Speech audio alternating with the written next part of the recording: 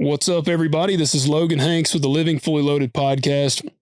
Got a great episode for you guys today. A good buddy of mine and return guest. We were just talking, it's actually been a little over a year since he had been on the show, and that is Mr. Philip Law. Now, if you want to hear Philip's backstory, then go back and check out episode 44, Always Ready. And we really go into his background and kind of all the different, the journey that he's been on to get to where he is today. This episode, we're going to kind of dive more into the training aspect and the mindset and that area. But I do recommend going and listening to the first episode he was on, which was episode 44. If you're watching on YouTube, you'll probably see a little thing pop up telling you to click on it to go check it out. Also, if you're watching on YouTube, thank you for tuning in on here. I ask that you please hit subscribe and hit that like button. Philip will not be joining us via video because sometimes technology is not our friend. So without further ado, Philip, I appreciate you joining me. Man, it's looking forward to the conversation, man. It's always a pleasure talking with you. Awesome, man. Yeah, it's been cool. I tell everybody one of the coolest aspects to podcasting has been the buddies and the friends that I've made. And, every now and then I make some friends through it that I remain in contact with. And you're one of those. And I appreciate that. And it's that's one of the cooler aspects of it. And so, it's neat getting to interact with Philip because you were just here. I guess it was about a week ago. Yeah. It was actually not this. It was about a week ago now. Yeah, and it was 70 something today, so very different weather from when you were here. Yeah, you got that Florida boy up there in Tennessee and changed the weather on me, and went from 80 degrees to like 23 and snow. So it was interesting. Yeah. You were asking me like, man, how do I drive in this? And I'm like, well, man, I drive in it like 2 times a year too. So, you happen to be here the one of 2 times we get snow. So yeah, I'm not a good resource either. Well, you still have 2 times a year more experience than I do, buddy. There you go. Yeah. Florida probably does not. Is there any parts of Florida that get any snow? Occasionally in North Florida and in the Panhandle, we'll get snow flurries, but you're hardly ever. I only remember one time in my life, and I've lived in Florida my whole life, that it's ever actually collected on the ground. And that was like 1988, maybe. So that was the only time it actually collected on the ground. Yeah. I didn't figure it was that was a real common occurrence in Florida. Well, man, before we get into, I wanted to ask you, man, I got so Philip he's a farmer as well, like me, man. He's done really branching out into the agriculture world, and I thought of a good question for you. Have you ever? Because how many chickens do you have now? Right now I've got somewhere around somewhere between 40 and 50. Man, dang, yeah, you got a good bit of chickens then. Yeah. We eggs are not an issue, not for us or the rest of our family. Eggs are no problem. I'm sure. How many are you getting a day? Are you getting close to 40? Right now is when they really start picking up the laying. The time change, days are getting longer. And I would say during the peak, we'll get close to 3 dozen. We'll get close to 3 dozen a day, but I would say we average somewhere between a dozen and a half to 2 dozen a day on average. Man, do you eat eggs every day? Yeah. We eat eggs on a regular basis, and of course, giving eggs to family, and it's constant. Every time somebody comes to the house, we're like, "Hey, you need eggs?" Because we've always got cartons of eggs sitting around. This was right before. I think we've got 11, and we have one rooster. We kept him. I call him Buzzard because he's kind of got this color scheme. It kind of reminds me a little bit of a buzzard, and I like to aggravate him because he won't let you like touch him if he's running around in the coop. I got him kind of a fenced in area, and but at night when I go out there and get the eggs out, they're all up in the coop. And when I open the little thing, he's right there, and I'll start like patting him, and he hates it. He'll like be getting up and trying to get away from me, and he'll peck my hand. Do you got any roosters that'll like try to bite you? No, they don't tend to last very long around there. If I've Yeah. if I've got a rooster that's not playing nicely with the people that are providing their food to them, then Yeah. they don't tend to last very long. Yeah. Well, that's true. I hadn't thought about how ungrateful of a rooster he really is. Cause I mean, I provide his food and water and shelter. Yeah. And yeah, he latched onto me. He actually broke the skin a little bit tonight. I mean, I'm aggravating him, but yeah, he's a pretty ungrateful chicken. Yeah, for sure. He they say you shouldn't bite the hand that feeds you, but apparently he missed that lesson. They did. Yeah, he did. Well, we're not here to talk chickens for anybody tuning in, but we have chickens. And I mean, once you're a chicken person, you're just a chicken person. And so, that's right. But Philip was actually just here in town. And for those that have listened to their other episode, they know that he does firearms training and scenario training and various different types of trainings in that realm. And he was here doing what they call Protect His House. And give us a little rundown on what Protect His House is. Yeah, absolutely, man. So Protect His House is specifically training for church safety and security teams, and even more specifically, active shooter training for those teams. When you look at church safety and security as a whole, there's all sorts of missions that group of individuals is tasked with, and we try to specifically specialize in the active shooter portion of it. Yeah. And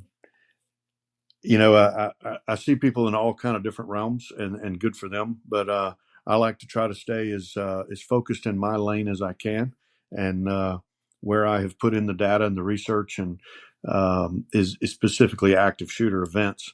So yeah, we try to stay in our wheelhouse, which is specifically that. Yeah. Yeah. And this was actually my second time getting to go through the level 1 training that y'all offer. And I'm chomping now for level 2. And I was actually just talking to my father-in-law who went through it with us as well. And I told him, I said, man, I'm ready for us to look into this level 2. And he said, man, I'm ready for it. And several of them have actually reached out and they're like, so when's this level 2 thing happening? So explain a little bit of the difference here for people that are listening, like Protect His House, especially like we went through it for church. It was kind of specific to our church. Mm-hmm. Explain a little bit about the different levels for somebody if they're listening. It's like, maybe this is something I want to do, because I will say Philip travels, all across the country, like wherever you're listening. Yeah. Philip will come. He could come do the training. Yeah, absolutely, man. It's so we've level 1 is exactly what it is. It's kind of our beginning class, and in that class, we discuss considerations, things to think about. We go over some data. Why we train specifically the way we train is not just based on, well, this is what Philip thinks, or just based on Philip's experience. It's based on actual data from looking at these shootings and worship place violence across the country. So we go over all of that stuff and explain why we do the things that we do. We have breakout sessions where we do some gunshot trauma. We specifically do that when you look at the average active killer incident lasts for around 5 minutes, and average national law enforcement response time is about 12 and a half minutes. So rescue's not coming until law enforcement shows up. And then once they show up, they're going to clear it, they're going to secure it, and then they're going to notify rescue, and rescue is going to come in. And 12 minutes with some sort of massive hemorrhage or a sucking chest wound or something like that, that's a big deal. So we need to be able to address those as quickly as possible. We also do some very basic room entries, not because we're going to be serving warrants or joining a SWAT team or anything, but part of the active shooter protocols is if you don't hear the gunshots, you need to search your way to the gunshots. So so that's the reason we go over that, and then we go into some scenario based training, some reality based training. But it's not, that specific training is not force on force. We're not using UTM or simunition rounds shooting at each other. We're using basically blue guns and just putting people in scenarios. And the reason we're doing that is those scenarios are not about shooting. Those are specifically about processing information and understanding this is what this is going to look like. This is what this is going to sound like. And so we spend the entire afternoon doing that. Level 2, on the other hand, we don't go over all the stuff we did in level 1. We do a very quick refresher. We have a portable shoot house that we bring around with us, and we set up in a sanctuary or a gym or a multi-purpose room, something like that. And you spend the entire day doing scenario-based training. We start out with force on target, and then we go to force on role player, where the role player is firing blanks and the participant is actually firing simulations, UTM training, non-lethal training rounds. And then we finish out with true force on force, where both the participant and the role player are shooting non-lethal training ammunition at each other, and really gets the blood pumping. I can imagine. It's super intense. And, one of the biggest things we're looking for is, again, we want you to understand this is what it looks like, sounds like, smells like, tastes like. But we also want to build these schemas in your head so that you understand when that situation occurs, it's not the first time you've ever seen it before. It's not the first time that you've looked down the sights of your gun at another human being. And it also gives you, puts you in a situation where you have to give yourself permission to do bad things to bad people. So most of us we were raised to keep your hands to yourself. Don't hurt other people. That type of mantra, like I heard many times, if you keep doing that, you're going to put somebody's eye out. That kind of stuff. But when we roll into the reality-based training and we're doing force on force, we do it in a manner in which we try to make it as realistic as possible. It's not a paintball war. It's not a game. It's as realistic as we can do it, so that people do have to give themselves permission in those times to use lethal force if necessary, or use force against a threat to stop them from killing people. Yeah. Well, man, I tell you what, I grew up playing paintball. That was what we played. And, even that I remember would fire me up. We were shooting non-lethal obviously at each other, but it still would pump you up, get the blood flowing. So I can't imagine, like you said, actually holding a gun. Because level 1, like, to recap what it was like for me, I remember when me and Austin went through it the first time. Both of us, we've grown up, had guns all our lives, grown up hunting. Just firearms was nothing unusual. I have looked down the barrel at a lot of animals. Mm-hmm. I've never had pointed a gun at a person. Yeah. And even pointing, because like you said, we're using the blue guns, even pointing one of those at a person feels odd the first time. That was kind of actually this last time y'all had even brought in some, I guess they were firing blanks. Yeah. Y'all looked like you had a Glock that fired blanks, and then you had an AR that fired blanks. Yeah. And that was a weird feeling for me, because I guess you came down the stairs, or he actually may have come down the stairs, but fired that at me. Mm-hmm. And you could see the little fire come out of the barrel, and so it feels really weird. And I can laugh about it now, but it gets you, your adrenaline is pumped. One of the guys that was in our group, because it was 8 of us, one of the dudes who was in our group was like, I think y'all had stepped outside or something. And he goes, man, is anybody else like shaking? And I said, dude, I said, it's not uncommon. I said, it's normal. Your adrenaline is pumped. Like Yeah. the scenario stuff, man, I really wish that like everybody could experience the scenario training. That was the real game changer, like clearing the rooms and all that obviously is a pivotal part, Mm-hmm. because you learn the technique, but Right. it takes it to a whole new level when, like you said, especially like on level 2, if you're clearing a room and okay, there really might be a guy in here that's going to be shooting back at me. So Mm-hmm. that takes it to a whole nother level. It absolutely does. It absolutely takes it to a whole nother level. And that that feeling that you get, that's a completely normal feeling when it's done properly.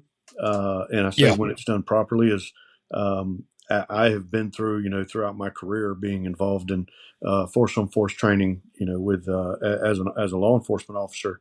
And what I ultimately realized is it was not effective if the role players weren't doing their job. If the role players are not doing their job, they're not being a good bad guy and reacting Yeah. like a bad guy would react, then it's not going to be as effective, for the participants. So being a good bad guy and understanding what the ultimate goal is, which is for you to get the exposure, is the entire goal of what we're trying to do. And being a good role player, just like shooting or martial arts or defensive tactics, it takes legitimate practice. You want to go directly with what you've always done in your career, the way you mount a rifle, the way you move with a rifle. We don't see bad guys doing that. We very rarely see them moving like intermediately trained people would move, or so we try to be as realistic as we possibly can.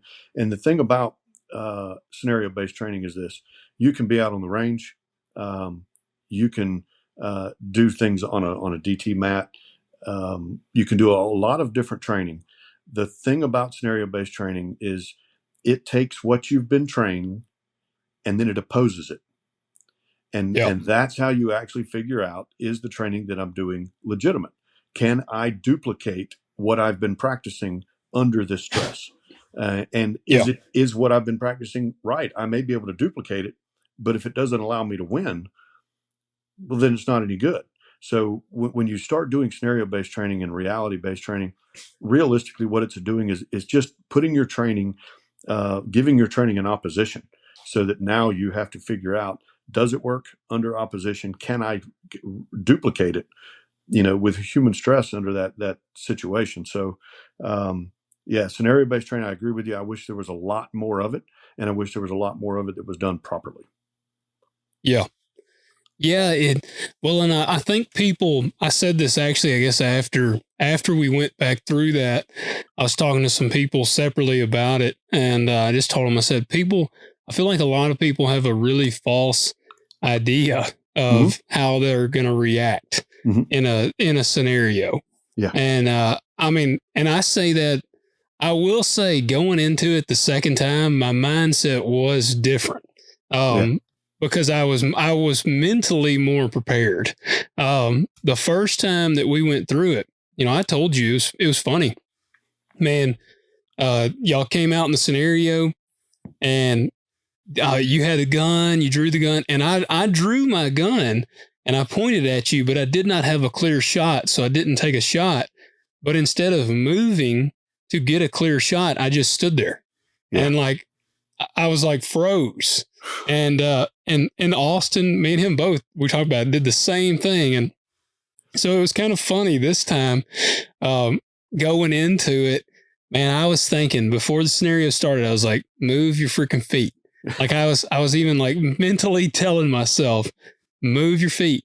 And whenever the first scenario started, I found myself like I still had that moment of hesitation. And then it was kind of like, all right, we're rolling. You got to do this. And so then that's when I moved and got into a line to take the shot. Right. Yeah. It's interesting, and it's basically science is what it is. and biology. And when it boils down to it, when you get completely focused on something like a threat, you're not going to move. Your feet aren't going anywhere unless your brain actually tells you to do it. Yeah. So it's got to be, something that you realize, okay, in my training, I need to be moving more. I need to be, as Yeah. I'm drawing the gun, I'm moving, whether it's a step to the left or right, or whether it's actually shooting on the move. There's a lot of data out there that shows that, we see law enforcement officers in gunfights while they're holding onto a ticket book. We see them building a grip on their pistol with a pen still in their hand. Yeah. We see them drawing their gun and not turning on their weapon mounted light, and they're holding their flashlight exactly where it was when the fight started. They're not building a shooting grip like they were taught. They're not doing any of that. And the reason they're not doing it is their brain didn't tell them to. Yeah. So that's one of those things where we have to figure out, okay, this is what humans are going to do under pressure. How do we adapt our training so that we can be more successful? And those are the exact kind of things that we're looking for. And we see it a lot. We see it, as we travel around and we do these trainings. The two biggest things that we see from people are communication and movement. They get, their feet get stuck in concrete. They stand up. They don't have a shot. They don't do anything else. They just kind of stand there. Yeah. And there's no communication. And those are the two really big things that we really try to emphasize is, earn your shot. If you don't have it, earn it. Do Yeah. the work, do what you got to do to get into a position to be able to get that shot, and then communicate with others what's going on and what you want them to do. Yeah. Yeah. And, for somebody listening that's never done scenarios, this is going to sound super basic. I mean, and it is super basic, but it's the way your brain goes. Like you said, man, I mean, your hands, like whenever I drew the first time, my hands were like, okay, I need to draw the firearm on this guy. And I drew the firearm, but I had no shot. And then that's where my brain stopped. Like it did not say, okay, let's move and get into a shot position. And that's been one of the things, man, like this year, that's what I told my wife the other day. I said, this year I'm going to try to do a lot more firearms training, especially scenario based, because that has been so huge, man. I mean, like last year, I mean, I was still telling people about the training I did with you last year, because it's also applicable across the board. Like we went out to eat, me and my wife went out to eat Friday night, had a date night, and we went out, and just the fact that we went through that training and so my mind is still like kind of sharper than it was beforehand. Sure. And we went to eat, and I sat in a position where I could see the door, and I concealed carry, and but like I was actually more aware when somebody would come in, I would kind of just look at them like, not weird, but I would kind of like, okay, this person's not coming in weird, because I remember, one of the people in our group asked you, they were like, well, isn't somebody going to be like, hey, that guy's got a gun? And you said, do not count on it. Don't count on people's awareness. No, that's one thing that I've learned, when I'm working with people for, doing one of the classes that I do is a concealed carry deployment. So it's not a concealed carry class. It's actually deploying a weapon from concealment. And in that class, we're talking about where to carry, how to carry, that type of thing. And one of the big things that people talk about is, well, I'm afraid if I carry there and I move in a certain direction, my gun's going to print, and then people are going to be able to see the outline of my gun through the shirt. And I just immediately tell them, you're giving people way too much credit. Yes. Yeah. People are not paying that close of attention. Most people can't get their head out of their phone, much less to actually have their head up, paying attention to what's going on around them. So if you happen to pick up your left arm and reach over to the right and your gun prints, you're going to be okay. People are not going to be noticing that. Yeah. Yeah. And it's kind of wild how, I mean, because we're only aware because, I mean, we're obviously doing it, but like now it's no telling how many people I've seen that were carrying that probably were, were printing, and I just didn't notice it. Like Mm-hmm. I just wasn't paying attention. Yeah. And I mean, and I've been wearing it more since then. And, since we just kind of brought that up a little bit, because I get people asking me like, what holster do you use? Mm-hmm. And I know, man, this is kind of like the, Ford Chevy argument here. Like this can, it can go whatever way. Yeah. But like, what's your spread? What are you running? Like your EDC concealed, give us the whole rundown on what you use and why, Mm-hmm. and why would you recommend that for everybody? So, I'll start with the gun. I run a full size, like a full duty size, M&P 2.0, 9 millimeter. I run a light mounted on it, and also an optic mounted on it. So what I am running concealed is the exact same thing that you will see most officers carrying on the street these days. In their duty very holster. small. Yeah. And I carry appendix, so it's directly up in the front of my waistline. When it comes to holsters, here's what I've finally done. I've got a buddy of mine who is he's a custom holster maker, and he built me a holster, and I wore it, and then I took a Sharpie and I made round edges on it, and I took things out of it, and I added to it, and I took it back to him, and I was like, hey, here's what I need you to do to this. And so he would make all the adjustments to it, and I would carry it, and then I would make more adjustments to it. So after like 2 or 3 times back and forth, I finally got the holster that fit me exactly the way I wanted it to fit me. And that's what I've had success with.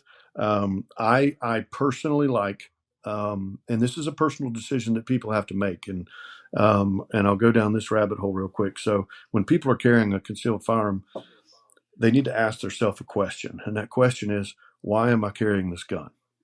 And if you're carrying the gun to protect yourself, then absolutely, if you want to go with one of these micro pistols or subcompacts or something like that, good on you, man.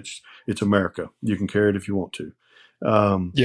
If you decide, well, I'm going to carry a gun to protect me and my family, you don't exactly know what that's going to look like. You don't know the distance of a shot that you may end up having to take. So I would suggest, if that's your decision, then you need to carry a little bit bigger gun that you can get a better grip on, so you can take shots that are not just what I call get off me shots, like you would for self-protection.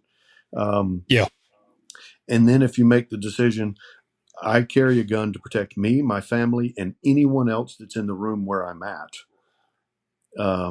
when the fecal matter hits the oscillating device. If that's what my goal is, that's where I think you need to start really paying attention to what you're carrying and understanding. You heard me talk about my 100% rule. My 100% rule for people that are carrying is, when you go to the range at speed, what can you how fast can you shoot 5 rounds with 100% accuracy in about let's say you take an 8.5 by 11 sheet of paper and fold it in half. So you're looking at about, somewhere around 6 inches by 8.5 inches. You should be able to put 100% of your rounds in there.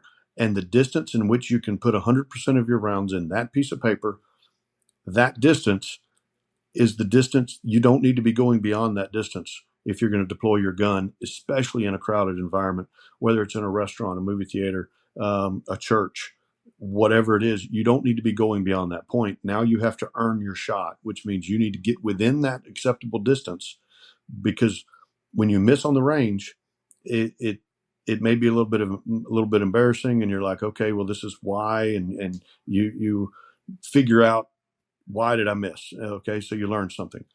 If you miss in a real deployment, that's a big deal. That's a big deal. You have affected someone's life, quite possibly. One of those lives is going to be yours that is going to be affected. So once you make that decision that I'm going to protect me, my family, and anyone else in the room where I'm at, now I think you need to be going to what I consider a duty-sized pistol. Definitely nothing smaller than maybe like a Glock 19. I would be comfortable with a Glock 19, in that environment. But that's why I carry what I carry. I want to be able to get a full fighting grip on the gun, so that I can take shots at distance if necessary. Again, you look specifically at a church scenario. Usually, the biggest room in a church is the sanctuary, and Yeah. and you could quite possibly, I've been to sanctuaries where you could absolutely, have a 50-yard shot, Yeah. in that. So I'm not saying I would take the 50-yard shot under stress at speed with people moving between me and the threat. I'm not saying that, but I want to be able to take that shot with 100% accountability on demand. So that's why I carry the gun that I have set up the way that it's set up, and I carry appendix honestly because it's faster. Yeah. I have tried 3 o'clock positions. I've tried different angles, different everything. Appendix is faster. I can draw as fast from appendix as I can an outside the waistband, duty holster, or for that matter, even a competition holster. Yeah. The speed really doesn't change when it comes to the deployment when I'm carrying appendix. If I'm carrying 3 o'clock on my hip, and even if it's under a jacket, even if I don't have to clear a shirt, if I just have to get my hand inside of the jacket, it's still going to be slower. Yeah. So the faster I can get the gun out, get it in front of my face, then I can process the information I need to process to be able to take the shot that I need to take. But that ability to process that information to be able to take the shot doesn't start until the gun's in front of your face. So the longer it takes to get there, the more things can change. Then you get it in front of your face. Now I can process the information. Now I can do what needs to be done. Yeah. Yeah, kind of, it's something that I've talked about before on here with some other people. Is it's amazing to me the amount of people that have never drawn their firearm. There's people that carry every day and they have never drawn their gun. Yeah. And I used to be notorious. I've drawn mine a lot, but when I would go shoot at the range, when I'd go shoot just target practice, I would draw it, but I'd be stationary and I would shoot. And so I will say, like, after we got done with that training, man, I shot like the next day I went and shot like 300 rounds. I was wanting to go do some trigger therapy and I was moving every time I would draw. I've run one of the blue timers. I can't remember what they're called. Yeah. It's like the Competition Electronics Pro Timer. Yeah. Yeah. Yep. And man, I love that thing. That thing is, you can do a lot of stuff with them things, but when it would hit, I would be drawing and moving at the same time. Yeah. And that was because it, like you said, in a real life scenario, I'm probably not going to just stand, draw, and never move and then take shot. I mean, that's just probably not going to happen. And that's why, like, right now, I've actually been carrying a Glock G48. Now it only holds 10 rounds. Now it's like a full size, but it's skinny. It's the single stack. Yep. And I've got a G19 that I'm going to probably go to, but I haven't trained with it enough yet. Like, and that's really the main thing. Like, I have drawn and shot that G48. I mean, I've done it. It's muscle memory for me at this point.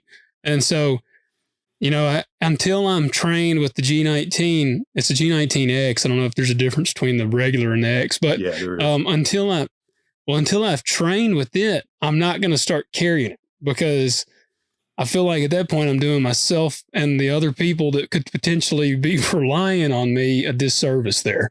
Yeah, absolutely. And you'll find between the 48 and the 19, they're almost, if you put them right next to each other, they're exact same size except for the width.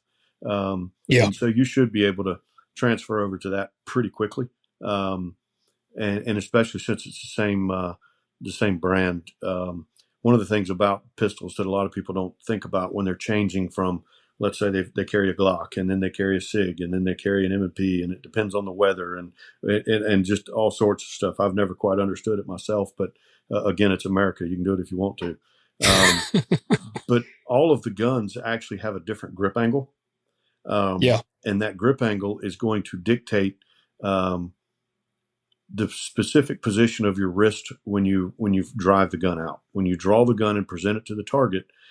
So right now, actually today, I was running a demo with a student's gun, and it was a Glock. And when I first drove it out, I noticed that the front sight's high.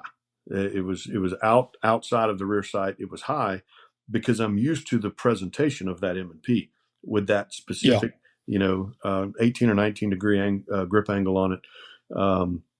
So when I present a Glock, I present it with the front sight will be a little bit high, and then I have to tweak that, realize, okay, here's where my wrists need to be when I present the gun. So I say all that to say, going from a Glock 48 to a Glock 19X, you're not going to have a huge deal because the grip angle is the same. The presentation of the gun and that natural point of aim is not going to change because it's got the exact same grip angle on it. Yeah. It is really interesting. You mentioned that you're faster from appendix, because I took several guns the other day to shoot. And I mean, the G48, and then I had one that I didn't even draw. I call it my poor man 2011. It's a Rock Island Armory double stack 1911. And I took those three guns, and my G48 with the timer, I was significantly faster drawing it from appendix than drawing. I had a Koenig. They were all 9mm, but I had a Koenig drawn from outside on like a hip, a hip carry. Yep. And I was significantly faster drawing from appendix than firing from the hip, drawing from the hip, which is really kind of different than what I expected. Yeah. Well, and part of the reason for that is when you're drawing from a holster on your hip, a 3 o'clock position, you're drawing on the outside of your body, and you have to drive the gun to the center of your body. And when you do that, then you build the grip with your second hand and you present the weapon. When you're coming from an appendix position, you're already on the center line of your body. So now all you have to do is extend straight out. You don't have to bring it towards the middle of your body. And there may be people thinking, well, that's not very far. It's not, but it is different. And so appendix is just literally straight up, straight out, where with a 3 o'clock position, you've got to come straight up. And then as you're coming out, you've got to be pushing it towards the center of your body. So I find that I'm every bit as fast, like I said, with that as I am a competition holster that has no retention, nothing. I mean, it is made for speed. But I'm just as fast doing that as I am with my competition holster. But I will also say I spend as much time, I would say more. I spend more time drawing from appendix when I'm doing dry fire and I'm practicing than I do with my competition holster. I spend a lot of time running from appendix. And I've got some goals that I'm trying to reach, and I'm not there yet. So I'm going to keep pushing it. But there's again, it goes back to just basic body mechanics and a little bit of science the gun's already where it needs to be. You just got to push it straight out. Yeah. Yeah. And man, appendix is, I watched a video one time because I've got quite a few different holsters that I've used. And it is kind of funny, that progression, because I used to carry a Glock 27. I think it's a subcompact 40. Yep. And it's really fat. It's a little bitty fat pistol, but it's real small, and I would carry it. And so it's been funny because that thing, I mean, I could shoot it, I was decent with that thing at like 10 yards. And then like beyond that, it's, it is a get off me pistol. And then so now that G48, I mean, man, I'll take a shot. I can take a shot at 25 yards with that G48. Yeah. Like that full size makes a huge difference. I mean, it makes, and even like, it's just now, and I'll say this too, like on my 19 that I'm kind of looking forward to, it's got some Trigicon sights. Now the 48 still has them old just the factory Glock sights, which I don't like. I've changed them on just about all of them. I like the Trigicon sights a lot. But I mean, it's a game changer. And what I was watching, the guy was like, you're going to be relatively uncomfortable carrying. Like you have to accept that going into it, because that was my problem for a while. Man, I would carry and I'd be like, it's just uncomfortable. Like, this holster ain't right. It's just uncomfortable. And I'd get a different holster and I'd be like, this damn thing ain't comfortable either. And I'd keep trying different holsters. And the guy was like, you got to just realize, like, you're carrying this is a gun. You're adding a chunk of metal inside your pants, like by your stomach. Like, you can't really expect it not to have some level of not being comfortable. So you got to kind of have that mindset going into it, I feel like. Absolutely, you do. And it's funny when I hear people say that. I just laugh. I'm like, bro, you're carrying a gun. You're carrying a freaking gun. Yeah, it's not built for comfort. It's just like, no different than when I was still working the road and I would put handcuffs on somebody and they're like, man, these things are uncomfortable. Well, they weren't built for comfort. Yeah. So when you're carrying a gun, no, it's not going to be comfortable. But what I generally tell people to do is choose a position to carry from and carry it that way, even if you're not comfortable carrying it out in public yet. If you're at the house, carry the gun and carry that gun for, I would give it like 2 weeks. And if in 2 weeks you're having some major issues, then you may want to adjust something else. But most people that I've had that conversation with, they come back within 2 weeks later and they're like, man, I went to bed the other night and I forgot I still had my gun on when I went to lay down. I mean, once you make the commitment, I'm going to do it, and you dress appropriately for it. That's the other thing that people make the mistake of, is you don't choose a gun based on the type of clothes you like to wear. You choose the gun that you're going to train with, the gun that you're actually accurate with, and you've got that 100% accountability, and the gun that you're actually going to carry, and then you buy your clothes around the gun. Yeah. So I made a joke, I think, when we were in that class that Logan, you're not going to be able to wear skinny jeans and wear an ankle holster. It's just not going to work for you. But it truly is. It becomes a lifestyle, and you buy your clothes. If that means, if you wear a 36 jeans, maybe you need to buy a 38 for it to be more comfortable. Yeah. And so be it. If you're not wearing your gun, then tighten your belt up a little bit. But it literally is a lifestyle, and it's building everything around, this is the gun that I'm going to carry. This is what I'm comfortable with. This is what I will train with. And then getting your wardrobe around that. Yeah. And you said a huge part that you'll train with. Absolutely. Because that's the thing with me. Why? I mean, I bought the G19X. That was the whole purpose I bought it, was to carry. Mm-hmm. And I've got a 17. The 17 was my first Glock. I love this pistol, but I've got a Streamlight mounted on it, and I put the mag, like extended mag well, and I've done a little bit to that pistol, and it's kind of like I can shoot it better than any gun. I mean, I guess I should build around it, but the G19X is kind of that was going to be my go-to. Mm-hmm. But I don't carry it yet because I have not trained with it yet.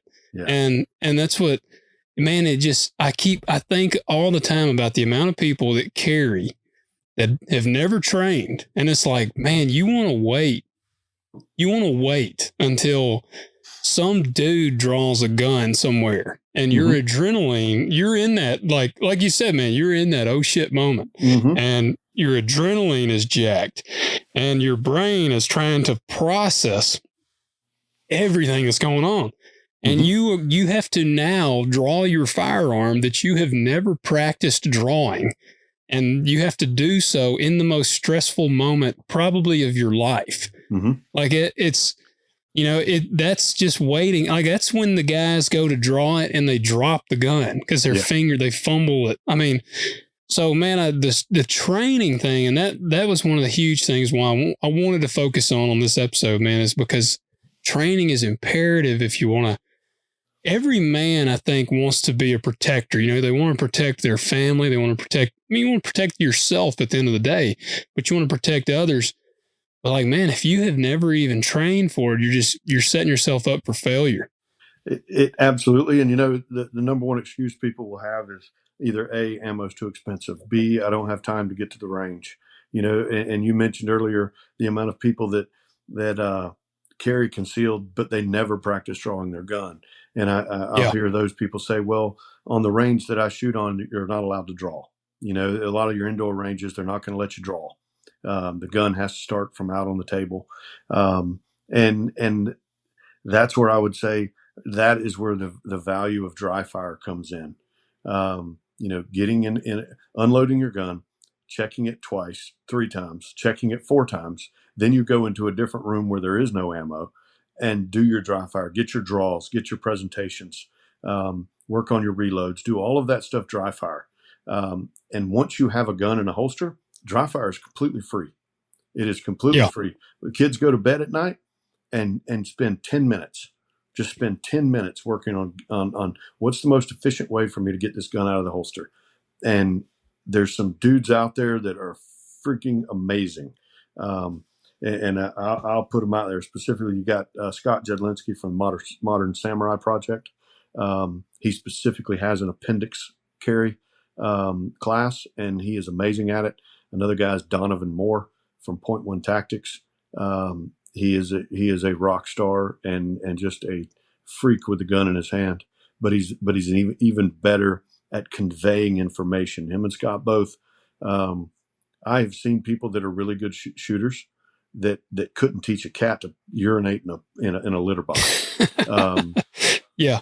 But so being a good communicator and transferring that knowledge is one of the big things you've got to look for in an instructor. And those two guys, I've had an opportunity to train with both of them, and they're absolute amazing, specifically at appendix carry. I mean, that's their niche. They're amazing shooters, but their niche is teaching people to get the gun out of a holster from an appendix position. So seek out that training, get a dry fire program. There's some good dry fire programs out there. Joe Farewell, Farewell Firearms, is fixing to drop a dry fire program for beginning shooters. He's already got one out for like 3-gun competitors, but he's fixing to drop one for. When I say beginning shooters, it's a great place for somebody to start and start at the very beginning of it.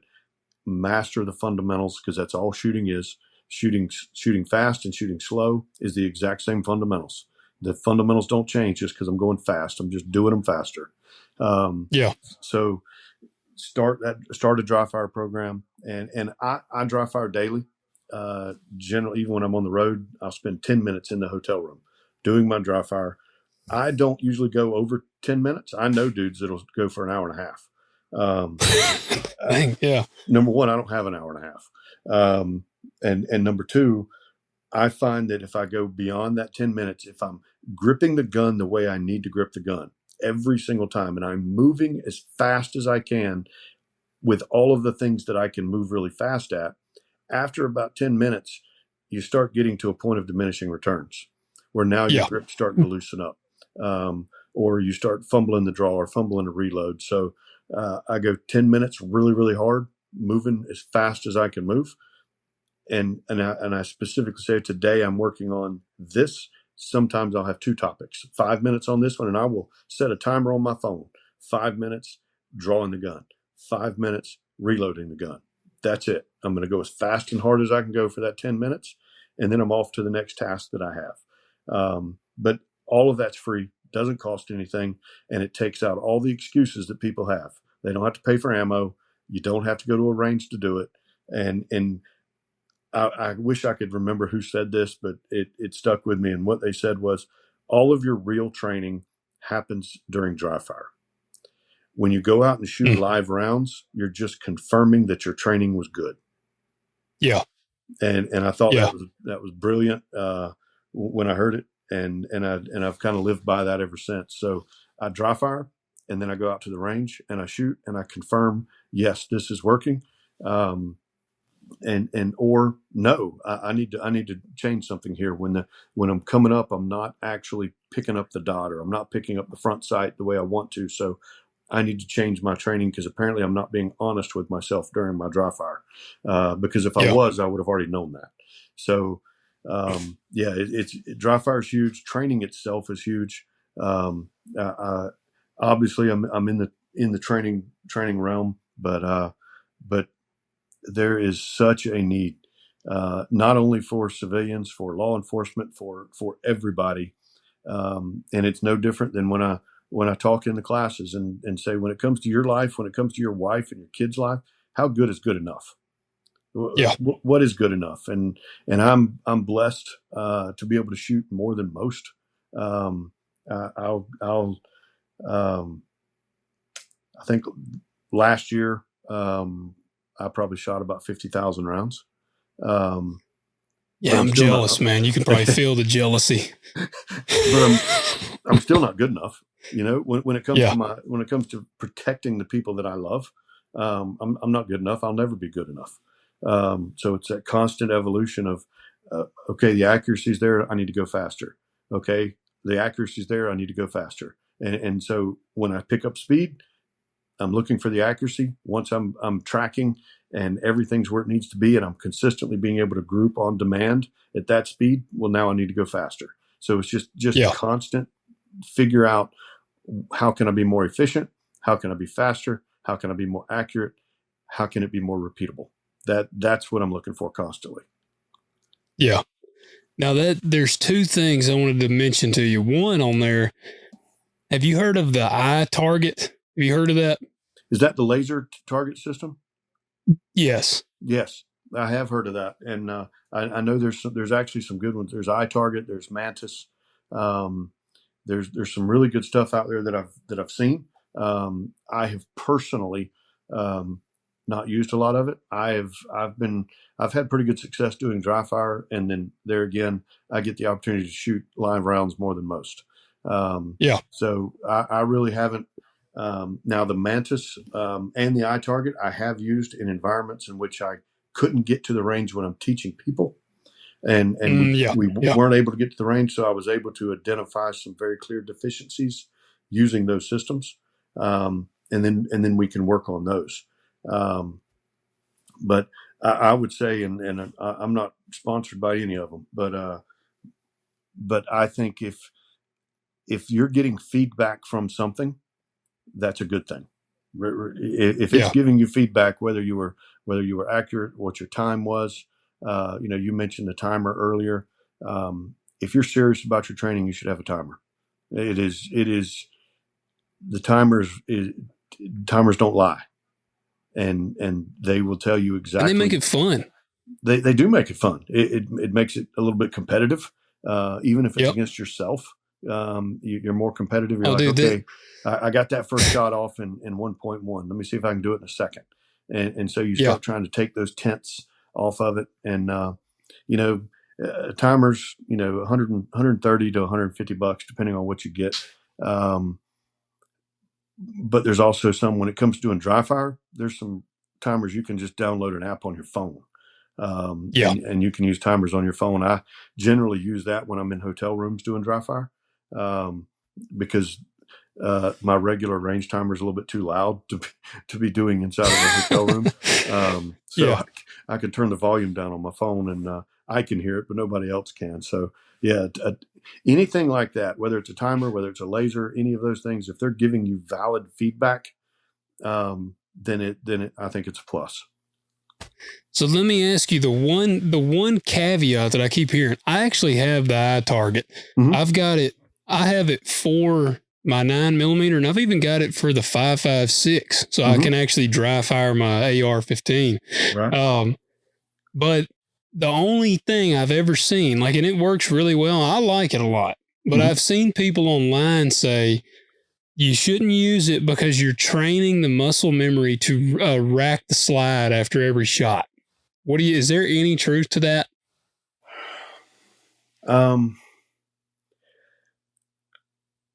First, let me address. Well, it just happens to be a pet peeve of mine.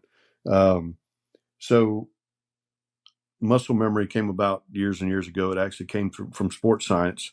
But then they realized, hey, muscles don't actually have memory. And they started calling it what it is, which is a myelination. And it's more involving the nerves doing these rapid movements than it is muscles. Yeah. But I would say if every time you're breaking the shot, you're racking a slide, then yeah, I'm going to say that's less than ideal. I'm going to say it's less than ideal if you're racking the slide every single time. I've seen people do what I call range theatrics, and it's just silly stuff you see people doing on the range that under the guise of training. And then when they actually start firing live rounds, you'll see them duplicate what they had done before, and they realized that wasn't necessary.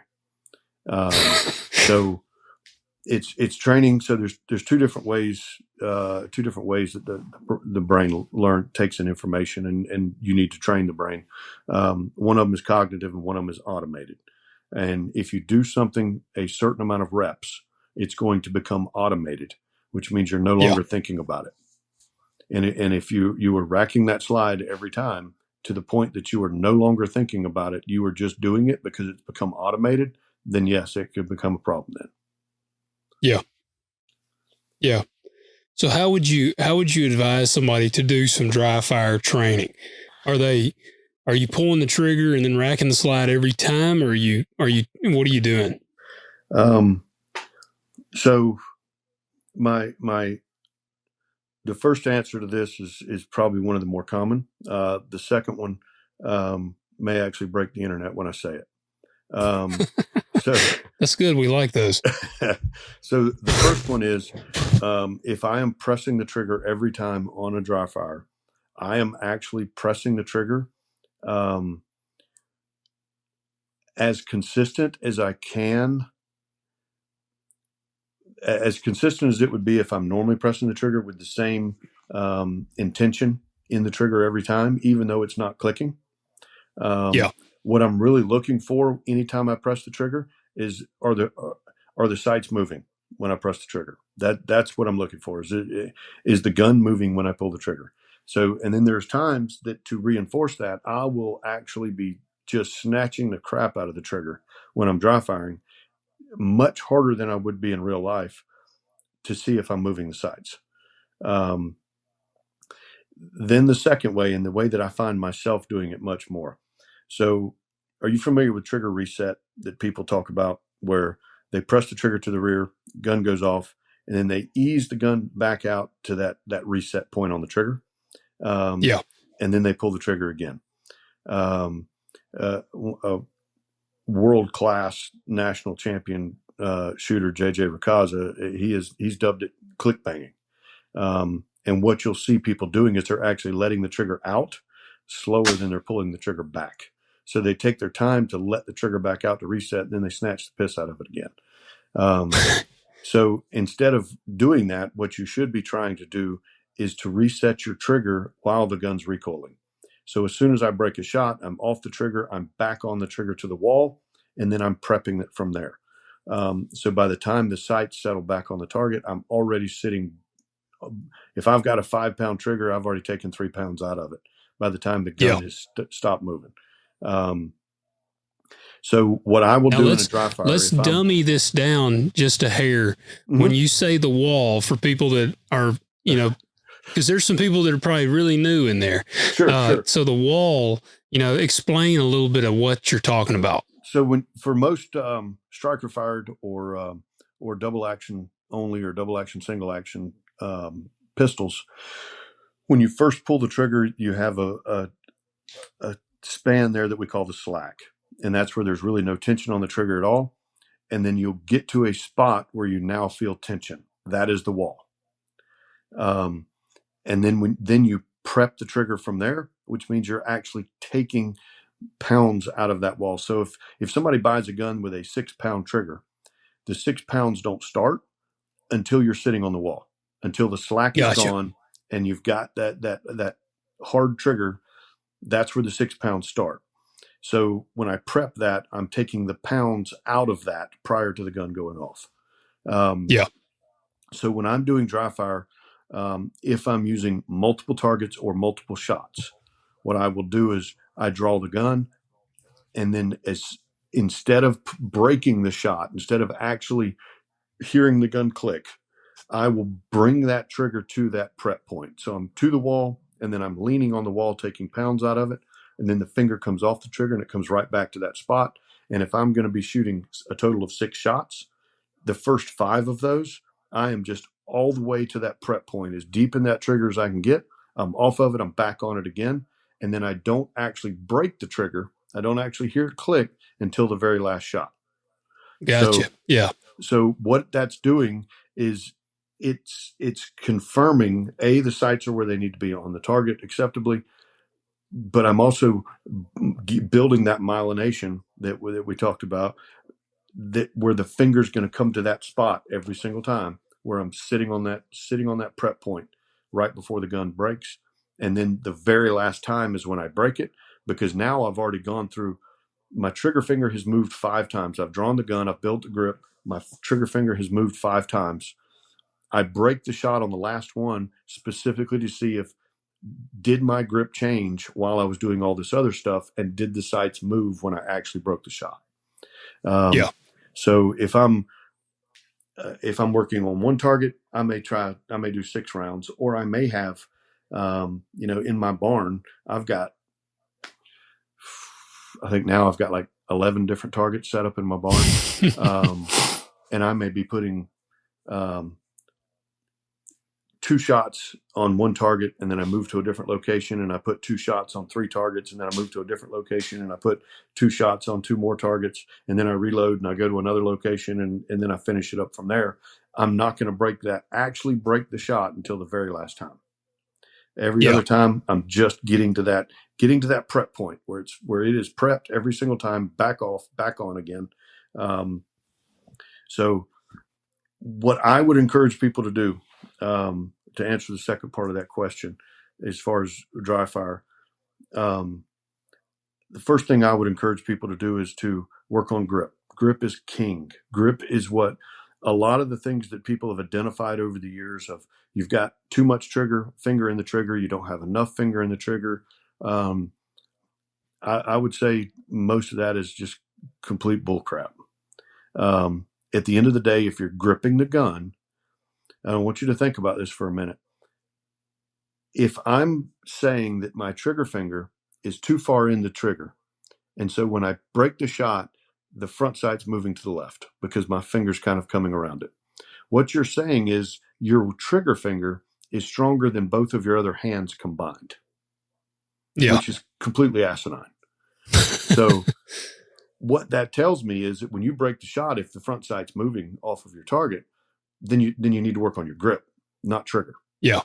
And the reason that's a big deal is, the way law enforcement has fixed it, and it's honestly just a way people have, I think, taught people how to pass a qualification, but they weren't teaching them how to shoot, is they tell them, hey, focus hard on that front sight and just ease that trigger back and let it surprise you when it goes off.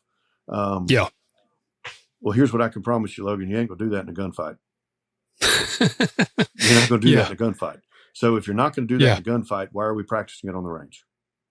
Yeah. Why are we going to ease the trigger back and let it surprise us when it goes off? First off, I want the gun to go off when I want the gun to go off. I don't want it to be a surprise to me when it goes off. So first thing people need to do is work on the grip. So build a grip on the gun. Pull that trigger to the rear harder than you normally would. Determine if the sights are moving. If they are, you need to adjust your grip. If you're a right-handed shooter and that sight's moving to the left, it means your support hand is not doing its job. You need to be gripping harder with the support hand.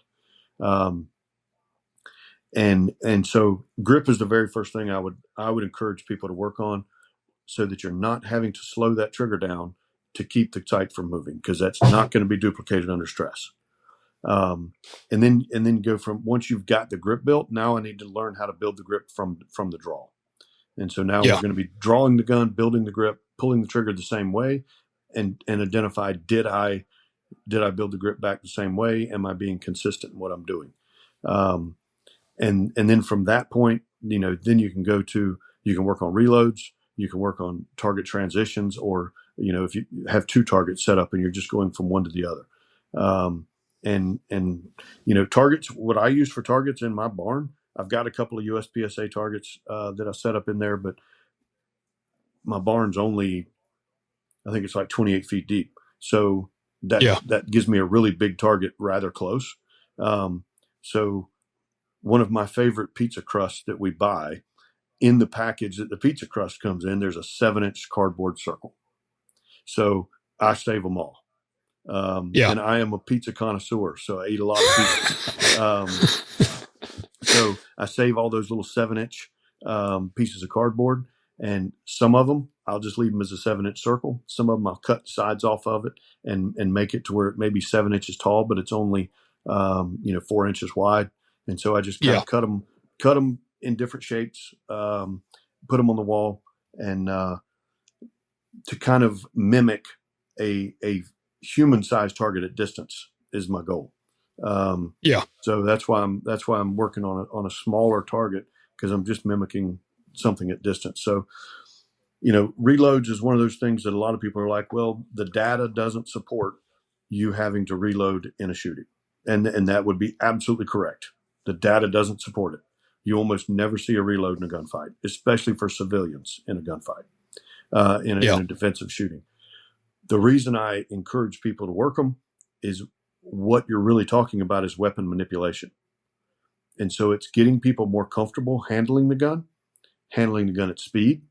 And also, if you think about it, if I draw, I come out, I hit the trigger several times. In that draw alone, I've had to build a grip. I pull the trigger, confirm the sights are not moving. Then I'm taking the gun off of the target, dumping a magazine out, getting another magazine in. I have to rebuild that grip and then represent back to the target. So it's working more things than just a reload. It's just weapon manipulation as a whole. So I encourage people, number one, work on grip. Number two, build grip out of the holster. Then you can go to reloads and multiple targets. Again, the data doesn't support, and I'm a data guy. The data does not support multiple attackers when it comes to especially defensive shootings. But it may not be multiple attackers. Jared Reston, I heard him say it one time when I went to one of his classes, meat moves when you shoot it. So you may not be shooting 2 different guys or 3 different guys. You're shooting one person that keeps moving when they get shot. And it ain't like the movies, where one shot, they're down. No. And in the grand scheme of things, human beings, human bodies alone, are not very impressed by pistol caliber rounds. Unless they get shot in that cranial vault, in that brain box, then it's going to shut them down. Or if they're mechanically shut down because you take out a pelvic girdle or something like that. If you're hitting center mass shots, that's phenomenal. But what it means is they have to bleed to death. So that's not immediate. That's not something that occurs right now. And we've heard multiple stories and seen multiple opportunities where people literally, their heart exploded. I mean, they just got, multiple rounds in the heart. But they were still able to keep fighting for another 5 seconds, another 6 seconds, 7 seconds. So, it's nothing like how Hollywood tells us it's supposed to be. And that was, the first time I was involved in a shooting, that's what I was thinking the whole time is I'm missing. And at the end of the day, I wasn't missing. What it boiled down to was they didn't do what I thought they were going to do when they got shot. So it's Hollywood. Hollywood gives a very bad portrayal of that. That's one of the things that, other than the fact that I would have to work with a bunch of Hollywood types, if I could actually go to a movie set and actually be able to consult and say, "Hey, that's complete bullcrap." That would be really cool, because I'd like to sit down. My wife is, I'm that guy that's sitting there with the remote in my hand watching a movie, and something will happen and I pause it and I just start shaking my head, and she already knows what's coming. She already knows what's coming, because inevitably there's just been a gunfight. Somebody who shot something, and I was like, I want you to look at that. Look at the optic on that rifle. It's put on backwards. That bolt is locked I to can the hear rear. you doing that. That gun does not even have a magazine in it. Yeah, I mean, it's and she's like, okay, Philip, all right, hit play. Well, but when we get to the end, I got to ask you about a one film then. Okay. And if you hate it, I'm going to be really sad. Well, hey, on grabbing your grip, let me ask you. I know I told you about an hour, so I'm we'll good, man. start kind of easing it up. But when you go to draw, and it was specifically appendix, because I'm with you, man. I encourage people carry appendix. Mhm. And look, I mean, as a dude, I get it. Like your gun is pointed in a very. I was raised, you never point a gun at anything you don't intend to shoot. And when you sit down, when I sit down, my gun is pointed at an area that would be the last place I want to get shot. Understood. So I get people's hold up on it. Mhm. But man, you obviously you trust the firearm. Mhm. And like I'm confident you carry with one in the chamber, because I've timed myself. I actually timed myself not having one in the chamber and one in the chamber. I was like, what is the time change? And it was like a full second for me to draw, rack the slide, and that was like really trying to be fast. Yeah. For me. I mean, again, I'm not like super trained, but I drew it and racked the slide and shot, and it was a second difference, which could be the equivalent of another person getting shot, in a gunfight. And so, you got to learn to trust it. I've never had a pistol fire, and again, I know there's some dude that's like, dude, but if it happened, what it's going to hit that'd be life changing. And I hear you. Yeah. And I want to ask you on the carrying in the chamber, but before that, when you draw, all right, I used to do this, and I know it has to be wrong. This is what I used to do when I would draw from appendix. Before I wasn't actually training as much as just, I would have the pistol in my holster and I would draw it out and shoot. And I would grab it like, hey, I wish I had brought a pistol out here with me so I could show you, but I would grab it on top. I would wrap my fingers around the grip, and I would put my thumb over the sight, and I would draw it out, and then I would just wrap my thumb around the grip. So like I was reaching out like that, and I'd grab the top, pull it over, and then wrap my thumb, and then bring my hands to it.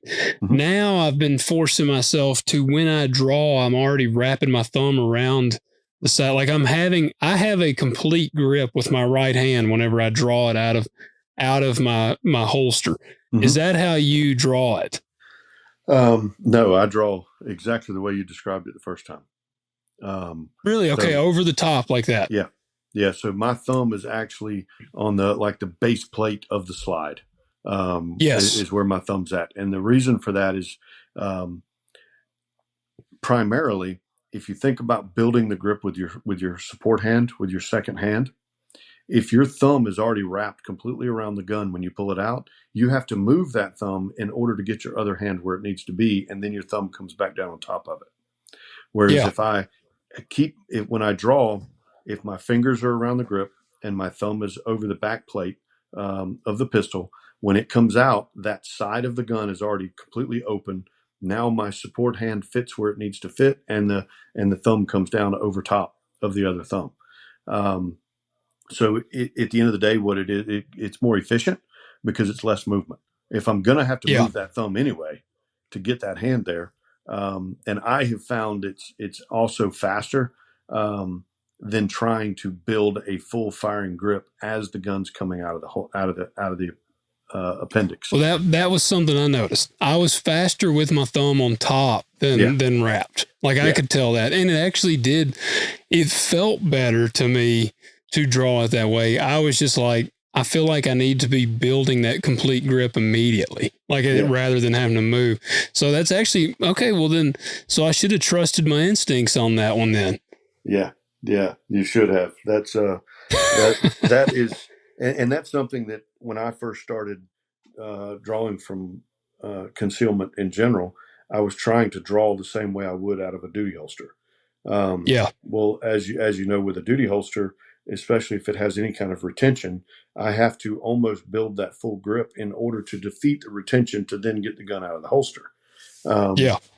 So I was trying to draw from concealment the same way, and then it was actually going to a class and working with somebody, and they were like, "Hey, that's not efficient." And as soon as they told me, "Your thumb's in the way, you're going to have to move your thumb out of the way, then you put your thumb back," it's just not efficient. Um, and the more movement that you have in that hand, moving that thumb around, the less consistent that grip's going to be every single time. Yeah. So Yeah. just start with the thumb on top of the gun, get it out, build the grip with the second hand, and then that thumb goes right down on top of it. Okay. Well, and like I said, it's actually way more comfortable because even, I mean, I'm a pretty lean guy, but even then I'm still having to like kind of punch my hand down to get through there to do that. So, I mean, it is a more efficient draw with it on top because you're really, you know, when I was putting my thumb around it, I'm actually going basically behind the holster to an extent, like I'm having to break that barrier behind my holster. Whereas over the top, it's just really gliding out of the holster. And like I said, in that straight path. So that makes sense. That makes a lot of sense. And so, all right. And on the one in the chamber, what do you tell somebody if they're like, man, I just feel weird carrying with one in the chamber? The first thing I would tell them is train more. And until you're comfortable with it. And I told a guy this the other day. I said, here's what I want you to do. I want you to spend 2 weeks drawing from concealment, drawing from your holster, completely empty gun. I want you to do dry fire for 2 weeks. And I want you to tell me when that 2 weeks is over with, how many times that when you got the gun presented, the trigger had already been pulled. And he came back 2 weeks later and he's like, it had never been pulled. Okay, then that tells me that your weapons handling is on point. You're not getting your finger in the trigger guard until it needs to be there. And modern pistols aren't just going to go off. They're just, it's not going to happen unless you're one of these dudes that loves to tinker with guns and constantly working on triggers and you want a 1 pound trigger pull. And unless you're one of those guys, then I would say I probably wouldn't do it. But if you are, and I'm not that guy, I thoroughly enjoy shooting. I thoroughly enjoy teaching people to shoot. But I heard Max Michel say one time, he's a driver, not a mechanic. And that's me. If I need work done on my gun, I take it to somebody to work on my gun. There are people that absolutely nerd out on that stuff. I'm not that guy. I nerd out on shooting them. I nerd out on teaching other people to shoot. But if I need something done on it, and I can tell you this, the triggers in any of my duty gun or my concealed carry gun, I run bone stock triggers, completely stock, and I don't do anything to them. And modern day pistols aren't just going to go off. So, and the other thing that I would tell them is this, and it goes back to a conversation we were having earlier. How many reps do you think you would have to do that in order for that, working the slide in order to put a round in the chamber, for that to become automated? And I want you to think about it. It would take a lot. That would take a lot. And now so let's say it's become automated. Okay. Are you going to have time to do it? Yeah. And secondly, if it's not automated, again, going back to an earlier conversation we just had, if it's not automated, then that means your brain has to tell you to do it during that time. And if your brain's not going to tell you too much, if your brain's not going to tell you to take a step and move, if it's not going to tell you to drop a flashlight or a ticket book or a pen, if it's not going to tell you all of that stuff, it's probably not going to tell you to rack that slide either. You're better off, if you don't want to carry one in the chamber, you're better off getting one of those old leather slapjacks that cops used to carry, because that's all you got in your hand. You got a club. That's all it is. You just got a club. Yes. and sticking that slapjack in your front pocket is going to be a whole lot more comfortable than carrying a gun. Yeah, well, but man, they say, Alec Baldwin didn't pull the trigger though. Bro, don't even. So he absolutely pulled the trigger. That's how guns go off. So, Oh yeah, they asked him, they were like, but did you pull the trigger? I did not pull that trigger. I did not pull the trigger. Yeah. I mean, and Bill Clinton didn't have relations with that woman. So that's true. That's true. Yeah. Unfortunately, people will lie.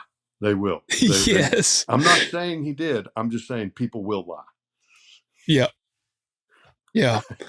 Well, man, no, I like that, man. And that's, I hope the big takeaway, that I hope people get. I mean, I want people to be prepared. And I think a lot of people go through the easy part, which is buying a gun. Mm-hmm. And I mean, and you got to go through the background check. I don't want most of my audience probably knows that you don't just, it ain't like they pretend it is where you can just buy a gun willy nilly. You go get the background check, you fill out the paperwork and all that, and you clear and you get a gun. Right. A lot of people, that's no big deal. They buy them a gun, they do that. And that's typically where it ends. Mm-hmm. Like most people from there, I mean, some people there's probably, I would almost like to see the statistics, how many people do that and then they never actually even shoot the gun. Like they buy a gun, probably buy some rounds, they load it, and then they never shoot it. Yeah. They might even carry it. They may put it in their vehicle, keep it with them. They never shoot the gun.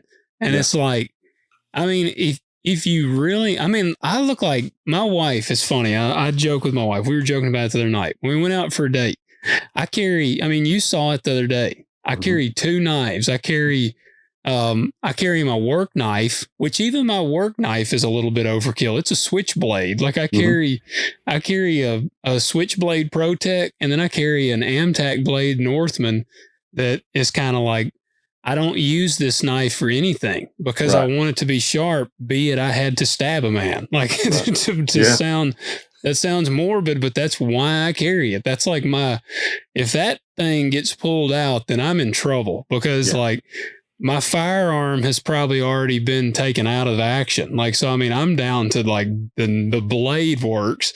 And, so I had my gun and I was kind of joking with my wife because I mean, I had been shooting a lot that day and I was like, I've got a gun and 2 blades on me. I was like, you ought to feel pretty safe because she kind of laughs and she's like, I do. I really do. She's like, it is. Yes. Like I've come home before and they'll be at the lake or something. My wife and kids will go to the lake with her parents, and me being a farmer, lake season is usually also right when I'm busy. Yeah. And so they'll be at the lake and I have practiced clearing my home, and it might sound goofy, but people take for granted. If people take nothing else from this whole episode, I hope they realize that there's a strong chance you take for granted your level of preparedness. Like it has been so eye-opening for me. That's why I try to like tell other people, like I am nowhere yet where I want to be. And just like you said, you shoot 30 to 50,000 rounds a year and you still would not say you're good enough. No. This year, I want to train much more because I know that I am not good enough. Yeah. Because like, you said in the training, if I had Logan's daughter up here and we did the scenario, it would change the whole dynamic. Like, it's easy to train when everything is well, but imagine your child being up there. Somebody's got a gun to your kid's head. Yeah. Like, what's your level of composure and training going to be at that point? Yeah, absolutely. Absolutely. And that's it highlights the importance of training in general. It highlights the importance of reality-based training, and vetting your instructors to make sure that the information that you're getting is actually quality information. And it's I can't encourage people enough to get training. If you buy a gun and you want to just buy a gun and you want to stick it in your nightstand, so be it. That's your choice. But understand that the only constant that will show up at a deadly force encounter is the level of training that you arrive with. That's it. Yeah. And whatever training you had, that you won't rise to the occasion. Your skills aren't automatically going to get better just because you're under stress. They're going to get worse. Yeah. So the only constant is going to be the training that you arrived with. And if I told people today, if I said 6 months from now, you will be in a gunfight. There's no way you can get out of it. It is 100% going to happen. 6 months from now, you will be in a gunfight. I would venture to say that if I told somebody and they legitimately believed it, they would probably change something about what they're doing today. They would probably now start putting in extra work. They'd get quality training on that firearm. And I asked people that. I said, if I told you were going to get in a gunfight in 6 months, would you change anything? And they were like, well, absolutely. I said, well, here's the thing. That gunfight could come in 30 minutes. Yeah. That gunfight could come a week from now. It could come a month from now. I don't know when it's coming. I hope it never does come. But if I have done all of this training for naught, if I never have to deploy it as a civilian and defend myself or my family or anybody else around me, you know what? Then I just had a really good time putting in the work. That's the worst thing that's happened is I've had a really good time putting in the work. But I think that's one of the problems, man. People, I think realistically, if you know, that scenario you just played out, if you really, really asked everybody, the majority of people do not expect to ever be in that situation. And and like I said, I hope I never am. You know, I hope I never have to take out a bad guy. I hope I'm never in a gunfight. Sure. But it's like, man, why wouldn't you? Well, like you said, it's fun. I love shooting guns. Like shooting guns is one of the funnest things to me. I love stuff that goes boom when I pull the trigger. Like, so, I mean, it's a fun thing to do. And it is preparing you. So like, I don't understand what the negative side of it is in getting prepared. And even if somebody was going to say it's the money aspect, what's the drawback to dry fire and training? You know, I mean, like you said, there's no financial cost. So I really feel like if somebody truly isn't going to train, the money isn't the problem. They just aren't taking the time to do the dry fire. What it is that they've got this gun, but they really just don't actually think they'll ever need to use it. That's exactly what it is. It's exactly what it is. You know, when I was, when my girls played softball, me and my wife coached for about 6 or 7 years coaching softball. And I would always ask the team the first year, do you want to win? Do you want to be a state champion? And obviously every girl on that field would be like, yeah. I was like, okay, there's 47 other schools in the state of Florida right now that they all want to be state champions too. Are you willing to work harder than them? So we absolutely want to be prepared if we need to defend ourselves or our families. We absolutely want to. Everybody, if I ask that question, anybody, do you want to be prepared to be able to defend yourself, your families, your loved ones, or just other people in the area where you're at? Do you want to be capable of that? Yes. Then are you willing to put in the work? Yeah. That's 100% what it boils down to. Are you willing to put in the work? Are you willing to make the sacrifice of 10 minutes a day? And I'll tell you something else, and this popped in my head as I was thinking about it. If I never had to deploy it, I've still had a lot of fun trying. But I'll tell you what else I have to say, since I have been in the industry, since I've been involved in training, since I've shot competitively, dude, I have met some of the most awesome human beings. And the things that me training with a firearm has allowed me to do, to just travel around the country and meet people and walk into a room, regardless of the state that I'm in, walk into a room on Saturday morning and be in a room full of like-minded individuals, man, that is just freaking amazing. So to me, there's more to it than just I had a great time. I have also formed some valuable friendships and some relationships with human beings that if it had not been for firearms, I never would have. Yeah. You know, so there is, regardless of what the media tells you, if you're actually one of those people that still pay attention to that, I said earlier, people will lie to you. there is a lot of just good Americans left. There's a lot of them, and every Saturday and that I'm on the road. I mean, right now I'm actually down in Miami at a 3-day red dot pistol class. 15 dudes I ain't never met before in my life. By the time the day was over with, we were fist bumping and slapping each other on the back and having a great time. Yep. So just good human beings. Now I'm not saying there ain't some buttholes in that space as well, because they're there.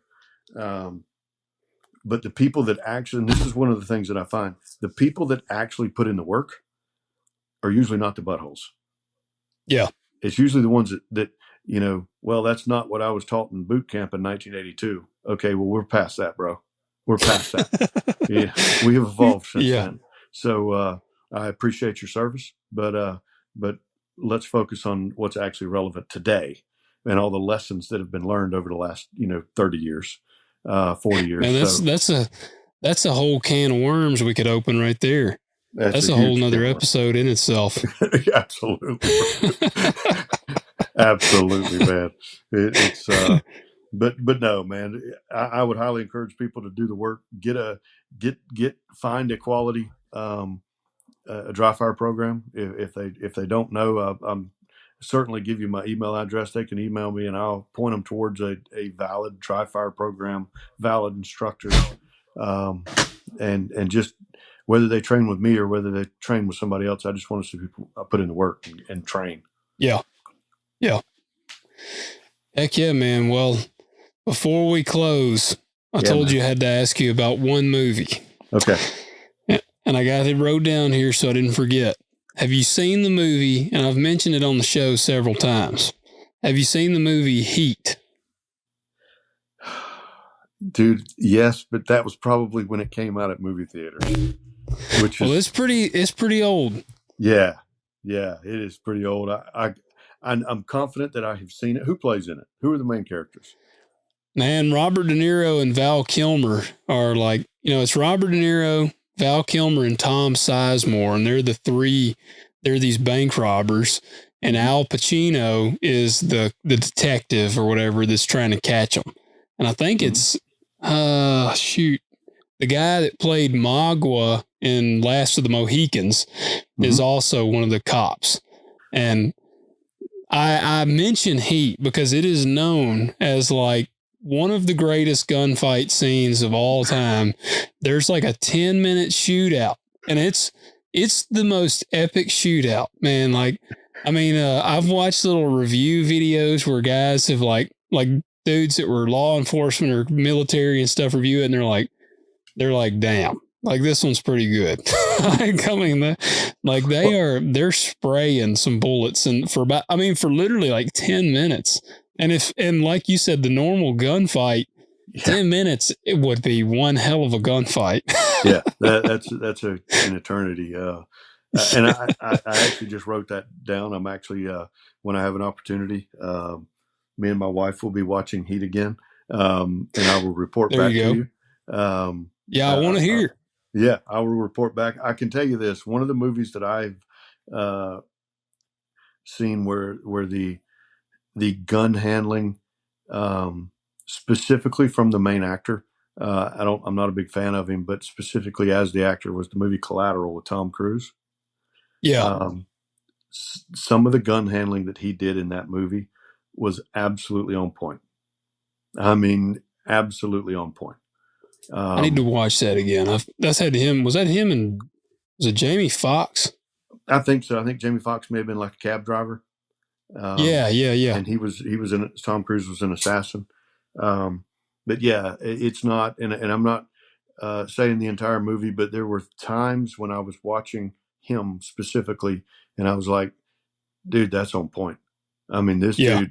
I'm not sure if he went and trained with Taron or somebody like that, prior to that movie, but he obviously put in some work with somebody, because he knew his way around that gun for sure. Well, that's my biggest, one of the things that's made me such a huge Keanu Reeves fan. Yeah. I mean, John Wick. I love the over the top action. You know, Commando, Predator, those old movies. Those are some of my favorites. I mean, you know, a guy gets shot with a gun, he turns a backflip in the air. Like, you know, I Yeah. love that kind of stuff. But John Wick, Keanu Reeves is a dude I would not want to get into a gunfight with in real life because that dude can run a gun, man. Like I've seen his videos of him at Terran Tactical, and Yeah. he's a beast. And a dude that I give credit to also back in the day, I don't know about now, but Arnold Schwarzenegger, when he was doing the Terminator, Mhm. when he would run a gun, he wouldn't blink. And they Yeah. were talking about that was one of the ways you could tell an actor that actually had put in the time shooting a gun because they did not have that like eye flinch when the gun went off. Yeah. Yeah. I would So- say, and I got to be honest with you, when I've watched Terminator, which has been a really long time, I wasn't even watching. I wasn't even paying attention to the weapons handling. I wasn't even back when I watched that. But I do know that Keanu Reeves, you know, for the John Wick movies, definitely put in the work. I know he shot some 3-gun competitions. He went and trained it with Terran, and definitely put in the work. And this may be blasphemy. I wasn't a huge fan of the last one, the last John Wick movie. Oh, the last John Wick. Yeah, not enough people got shot, dude. There was a lot more knife fighting and hand-to-hand stuff in that one, and there wasn't near as much. I didn't think near as much actual gun action as there was in the other two. I can agree with that. Yeah. Yeah. But that, that. Go ahead, babe. Well, there was so much gun action in the other ones that I think they did it. They were like, we got to change it up just a hair. Yeah, maybe that was it. I just know if you've ever done any type of combatives training, like legit combatives training, what those people did in those movie scenes, that's not even humanly possible for dudes to be operating at that level for that long 20-minute knife fight. That's just not. Yeah. It's kind of like that would be kind of like the old Jerry Clower joke, man. Just shoot up among us. One of us has got to have some relief. Yeah. That would, and I'm aging myself talking about Jerry Clower, but I remember laying on the bed listening to him. My daddy had his records and listening to Jerry Clower's jokes. But yeah, that a 20-minute knife fight, man, I'd be like, dude, just cut my throat and let's get it over with. Yeah, I need some relief here. Yeah, man. At that point, I was gonna say, yeah. I mean, I feel like that would be a gunfight would be bad, but like having to dodge a blade for 20 minutes and then equally trying to stab, that just. I don't know. I'm curious to see because I think they're working on a new one. So I'm curious to see what the meshing of knives. I will say one of my pet peeves, and it may have been the last one. I can't remember for sure, but the main villain was the skinny chick. Was that the last one? Yes, I believe it was. Okay. Now I was really annoyed by it until they fought. Because I was like, okay, I mean, this chick, she weighed like she looked like she weighed about 110 pounds. And Keanu Reeves he's done jujitsu and all these other things, hand-to-hand combat against like 220-pound dudes that were like solid muscle that were equally trained in these things. And I get she's trained, but Keanu's supposed to be like this super high level in killing in any way humanly possible. So to pair him against a 110-pound woman I was like, come on. Like now you're trying to go the line of like, all right, we got to try to be a little PC here. We got to make the villain this woman. If it was like Queen Latifah that he had to face off against, like this 250-pound woman, I'd be like, okay, at least she's like a comparable, like, he's got to fight against him. But I will say when they fought, he beat the hell out of her. So I was Yeah. kind of like, well, okay. Like he did pretty well throw her around, because if she had challenged him, my whole view of John Wick was about to be really damaged. And that is not a sexist statement. That is saying you got Keanu, who's probably, I don't know, a 200-pound guy, 215, and he's supposed to be this brutal killing machine, and has, him and that the guy they called the Game or whatever, they fought to the death on there, and both of them super trained and like big, strong guys. So if a dude was struggling with a 110-pound chick, I was about to really have a hard time grasping much more of John Wick. So luckily, he did absolutely destroy her in that fight. Yeah. But if he would have lost, it would have been because he was wore out from the 20-minute knife fight. True. Yes. He was just exhausted. Yes. Yeah. I mean, he's been shot like 18 times. And so, yeah, he's had a time. So, well, Philip, you've got a busy day ahead of you. I won't mess you up. It's going to rain here, so I'm probably going to be pretty chill. So I can, it ain't nothing for me, but you've got to actually do some work tomorrow. Where can people follow you, and where can they find out if they want to take some training from you? Yeah, man. So on Instagram, it's lawman1244. And email is phhtraining@gmail.com.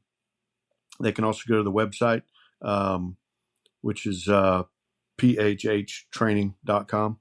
And it's actually, I'm trying to think. The email address is phhtraining@gmail. Yeah, at gmail.com. The website is phhtraining.com. We've got quite a few classes booked. I'm actually going to be back in Tennessee this coming weekend, over around Knoxville area. I've got a defensive rifle class that I'm doing up there on Friday, and then a level 2 active shooter on Saturday. Got some classes coming up in North Carolina, Florida, and somewhere else. You were recently in Montana too. I mean, he'll go anywhere. Recently in Montana. Supposed to be going back out there in September. So yeah, things are busy, and so yeah, go to Protect His House website and look at the training there. Follow me on Instagram. I'm always putting out where next trainings is. I've got a couple of pistol classes coming up, but all of those will be in Florida. I've got another pistol mounted optics class coming up in April, and if you go on the website and you don't see a training in your area, send me an email or shoot me a DM on Instagram, and let's work together to get one hosted, and we'll be coming to an area near you, man. Absolutely. And I do want to add, like, the training we did, it was with specific church active shooters.